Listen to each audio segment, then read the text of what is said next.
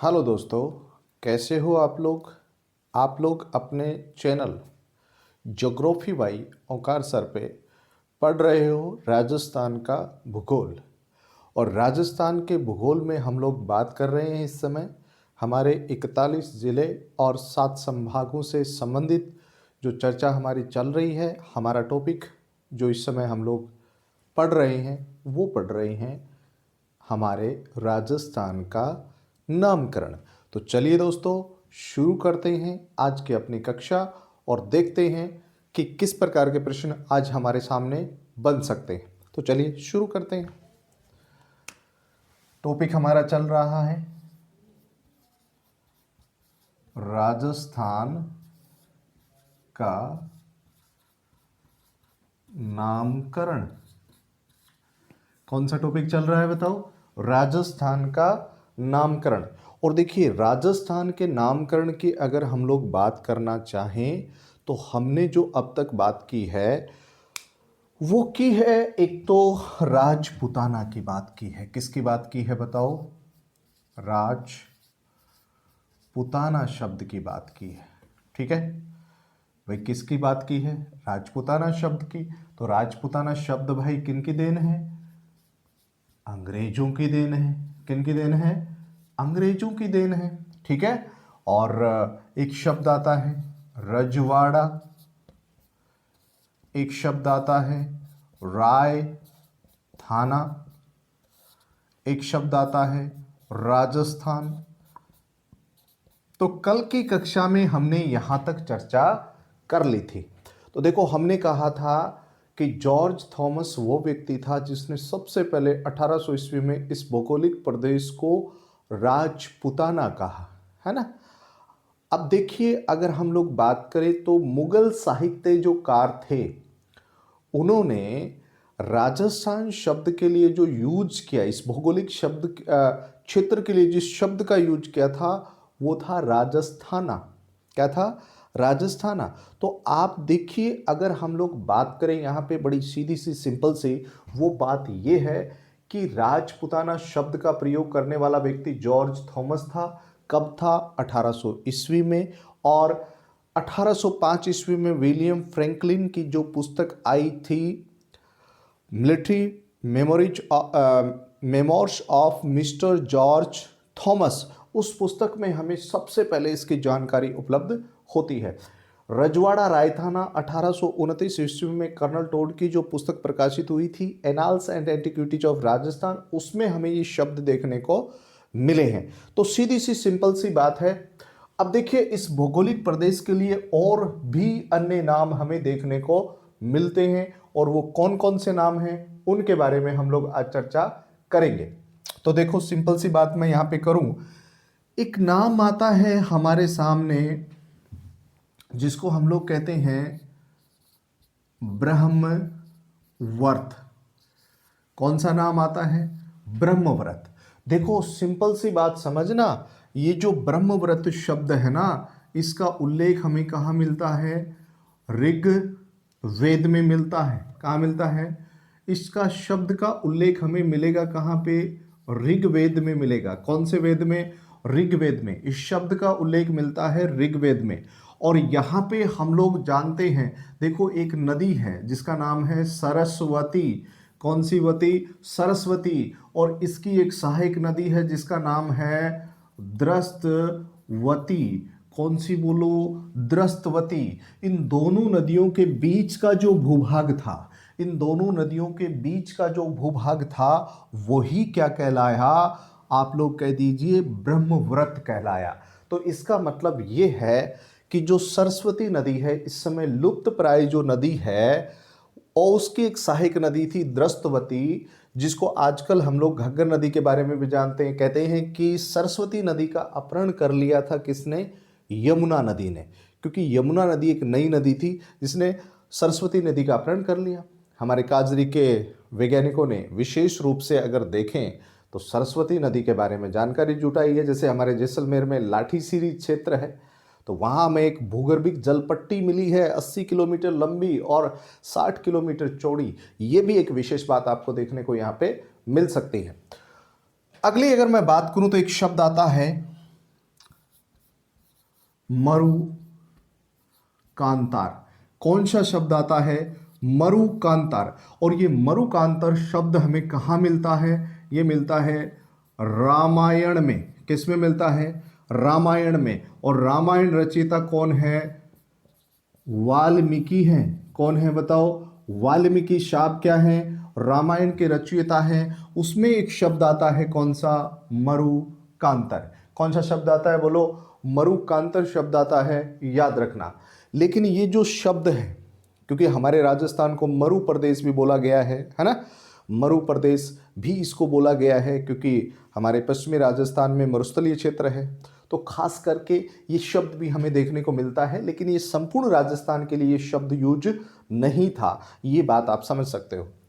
उसके बाद में अगर हम लोग बात करें यहाँ पे, तो हमारे सामने एक प्रश्न आता है, एक शब्द आता है जिसको हम लोग कहते हैं, जो कि एक प्राचीन शब्द है जो हमें देखने को मिलता है, जिसका नाम क्या है? राजस्थानादित्य। एक शब्द मिलता है राजस्थानादित्य। और ये शब्द विशेष रूप से हमें कहाँ से मिलता है? तो देखो, एक बसंतगढ़। बसंतगढ़, आप जानते हो बसंतगढ़ कहाँ पे है? तो बसंतगढ़, तो भाई बसंतगढ़ का ये जो शिलालेख है, बसंतगढ़ का शिलालेख, बसंतगढ़ का शिलालेख, ये बसंतगढ़ का शिलालेख कहाँ पे है? ये सिरोही में है भाई। कहाँ पे है बोलो? सिरोही में है। और ये जो बसंतगढ़ का शिलालेख है, ये शिलालेख हम लोग कह सकते हैं कि 625 ईस्वी, है ना, 625 ईस्वी, या इसको कह सकते हैं विक्रम संवत 682 ईस्वी पुराना ये शिलालेख है। और ये शिलालेख किसके द्वारा रचा गया था? तो देखो, चावड़ा वंश, चावड़ा वंश का एक शासक है, चावड़ा वंश का शासक जिसका नाम है वरमलात। क्या नाम है? वरमलात। उसके समय इसको उत्कीर्ण करवाया गया था। यह भी एक विशेष बात हमें यहाँ पे देखने को मिलती है। कौन सा बताओ? चावड़ा वंश का शासक। और इस शिलालेख से हमें दास प्रथा की जानकारी मिलती है। कौन सी प्रथा? दास प्रथा की हमें जानकारी मिलती है। तो दोस्तों, कौन सी प्रथा की जानकारी मिलती है? दास प्रथा की जानकारी मिलती है, जो कि आपको विशेष रूप से ध्यान में रखना है। दूसरी बात समझ लीजिए यहाँ पे, ये जो बसंतगढ़ का शिलालेख है, ये खीमल माता, कौन सी माता बोलो? खीमल माता। खीमल माता के मंदिर में रखा हुआ है। कौन सी माता के मंदिर में बोलो? खीमल माता के मंदिर में ये शिलालेख जो है वो रखा हुआ है। ठीक है, तो इसमें हमें एक शब्द मिलता है राजस्थानादित्य। तो ये शब्द हम लोग यूं कह सकते हैं कि भाई इस भौगोलिक प्रदेश के लिए यूज हुआ है या नहीं हुआ है, ये पूरी तरीके से जानकारी इसकी उपलब्ध नहीं है, क्योंकि हो सकता है ये किसी राजा की उपाधि भी हो सकती है। तो ऐसी चीज़ें हमें यहाँ पे देखने को मिलती हैं।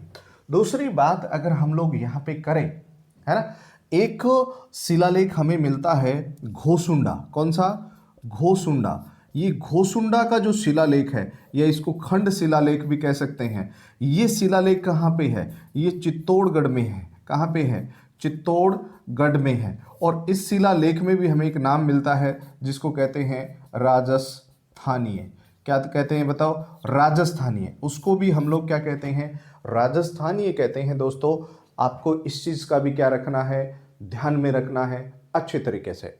ठीक है, तो ऐसे जो शब्द हैं वो हमें देखने को मिलते हैं। उसके बाद में अगर हम लोग यहाँ पे बात करना चाहें, तो एक बात और आप लोगों को यहाँ पे ध्यान में रखनी है, और वो क्या रखनी है? आपको इस तरीके से याद रखना है कि देखिए, राजस्थान के एकीकरण की बात होती है, तो राजस्थान का जो एकीकरण है वो कितने चरणों में हुआ है, अगर हम लोग यहाँ पे बात करना चाहें, तो देखिए, राजस्थान के एकीकरण की अगर मैं बात करूं, तो आपसे एक प्रश्न बनता है कि राजस्थान एकीकरण में कौन से चरण में सबसे पहले राजस्थान शब्द का प्रयोग किया गया? एक बहुत ही शानदार सा प्रश्न है, पूछा हुआ है, राजस्थान एकीकरण के कौन से चरण में सबसे पहले राजस्थान शब्द का प्रयोग किया गया? आप लोग बता दीजिए, बताइए। देखिए, फटाफट आप लोग इसका जवाब दीजिए। राजस्थान एकीकरण के कौन से चरण में सबसे पहले राजस्थान शब्द का प्रयोग किया गया? तो देखो यहाँ पे अगर हम लोग बात करें, देखो राजस्थान का एकीकरण है ना, किसका? राजस्थान का एकीकरण कितने चरणों में हुआ है? 7 चरणों में हुआ है। कितने चरणों में हुआ है? 7 चरणों में हुआ है ना? तो हमें ये जानना है कि राजस्थान एकीकरण के कौन से चरण में सबसे पहले राजस्थान शब्द का प्रयोग मिलता है ना? देखो राजस्थान एकीकरण के कौन से चरण में सर्वप्रथम राजस्थान शब्द का उल्लेख मिलता है? ये है प्रश्न यहाँ पे। देखो तो ध्यान रखना, अब राजस्थान का एकीकरण 7 चरणों में हुआ है, तो पहला चरण कौन सा था? देखो पहला चरण था मत्स्य संघ। कौन सा संघ? मत्स्य संघ। कब बनता है?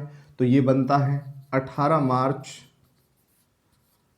1948। तो देखो क्या इसमें राजस्थान कहीं पे लिखा हुआ है? नहीं लिखा हुआ है। तो दूसरा चरण क्या बनता है? देखो वो बनता है पूर्वी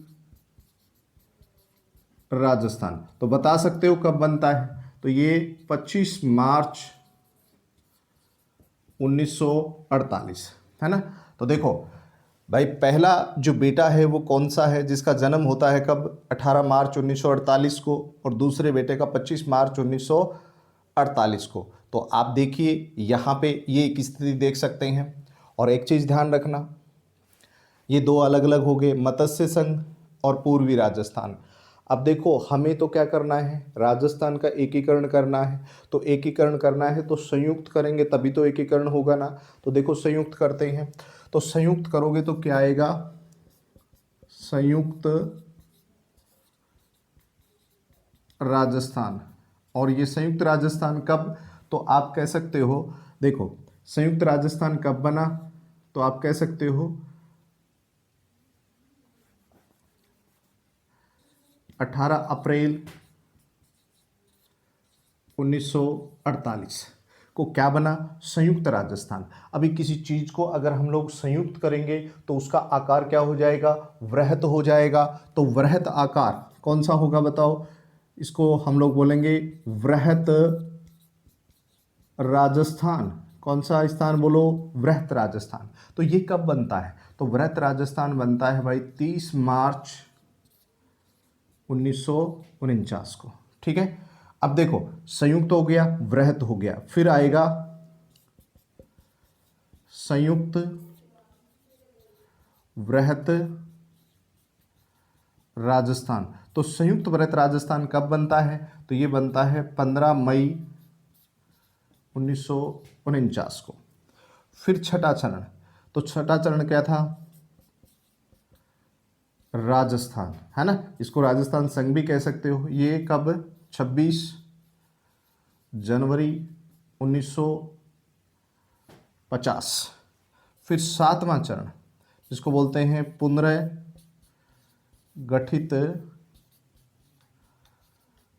राजस्थान। तो ये कब बोलो? तो ये अपन कह सकते हैं 1 नवंबर 1956। तो देखो एक सिंपल सी बात आप लोगों को यहाँ पे देखने को मिली। अब देखो पहली बात तो पहला कौन सा? मत्स्य संघ 18 मार्च 1948। फिर कौन सा? पूर्वी राजस्थान 25 मार्च 1948। अब किसी चीज़ को संयुक्त करेंगे तो भाई संयुक्त राजस्थान 18 अप्रैल 1948। और किसी चीज़ को संयुक्त करेंगे तो उसका आकार कैसा होगा? वृत्त होगा। वृत्त राजस्थान 30 मार्च 1949, संयुक्त वृहत राजस्थान 15 मई 1949, और राजस्थान संघ जो है वो 26 जनवरी 1950, और पुनर्गठित राजस्थान 1 नवंबर 1956। तो देखो राजस्थान शब्द का प्रयोग कौन से चरण में हुआ? दूसरे चरण में राजस्थान शब्द का प्रयोग हुआ। भाई कौन से चरण में हुआ? दूसरे चरण में हुआ, ये चीज ध्यान रखना। एक और बात ध्यान रखना, राजस्थान दिवस, राजस्थान दिवस कब मनाया जाता है? ये 30 मार्च को मनाया जाता है। देखो बड़ी बड़ी रियासतें शामिल हुई थी ना, जयपुर, जोधपुर, बीकानेर, जैसलमेर, तो बड़ी रियासतें भाई बड़ा काम करेंगी। 30 मार्च को राजस्थान दिवस मनाया जाएगा। फिर देखो, राजस्थान शब्द का प्रयोग आधिकारिक रूप से हम लोग कब से कर रहे हैं? 26 जनवरी 1950 संविधान में इस नाम को लिखा गया था, है ना। इस शब्द का संवैधानिक या औपचारिक प्रयोग कब से कर रहे हैं? राजस्थान शब्द का 26 जनवरी 1950 से कर रहे हैं। और देखो एक प्रश्न आता है, राजस्थान स्थापना दिवस, तो ये कब मनाते हैं? 1 नवंबर को मनाते हैं, है ना। और एक और बात ध्यान रख सकते हो, 1 नवंबर 2000 को राजस्थान भारत का क्षेत्रफल की दृष्टि से सबसे बड़ा राज्य बना। कब बना बोलो?